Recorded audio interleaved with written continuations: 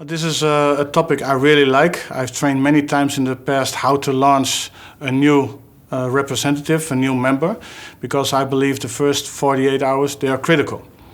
You know, somebody that makes a decision to join network marketing, but there's also a lot of people out there who don't believe in network marketing and they have their opinions about it.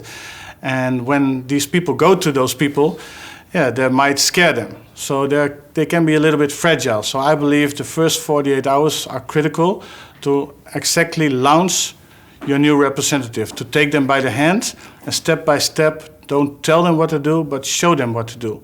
Make the name list, the contact list with them together. Make sure you do the presentations for them and you show them how it's done. And by helping them creating these small steps of success, at the same time you also help them to build more confidence and more belief into the company.